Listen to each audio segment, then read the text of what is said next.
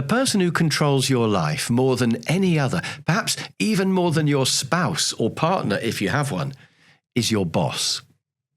Bosses are the biggest reason why people leave jobs and the biggest cause of unhappiness at work. But they can also be a wonderful person to have on your side. And they can help massively with your career if you can find that rare good one. But they do control your life, like it or not, and it's important to keep them happy. In one of my favorite books, Managing Management Time by Bill Onken, he writes that it's like juggling 3 oranges: the boss, the organization, and yourself. You have to juggle all 3 and keep all 3 happy. If you're just a 2-orange juggler, so you keep, for example, the boss and the organization happy, but you don't get to do what you want to do, then that's no life. Or if you satisfy yourself and your boss, that's quite good, but the organization will get you eventually, and you won't get promoted or moved beyond your boss. And if you satisfy yourself and the organization, but you neglect your boss, well, that's going to be fatal pretty quickly. And of course, 1-orange jugglers who, for example, suck up to their boss to the exclusion of everything else, they never get far. Never be dependent on the whim of one person.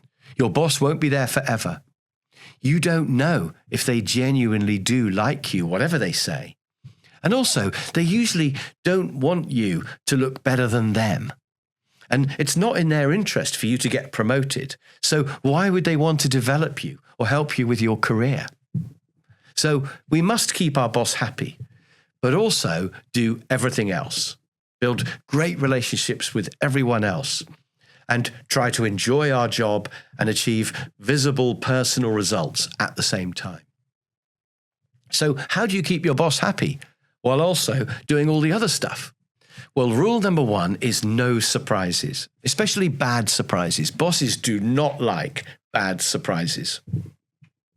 So communicate regularly, probably once a week, but it could be every day if that's what they want, especially at the beginning of your working relationship. Never start to avoid or hide from your boss, because that will not end well.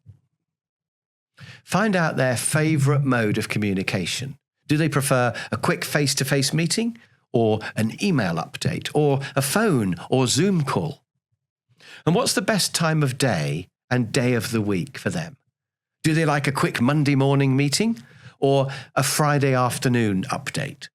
You can ask them, or suggest a day and time, or try things and see what feels best. When are they in the best mood? If you can be honest with your boss and keep them informed of everything, and also be a good listener when you do meet, you should have no problems with your boss.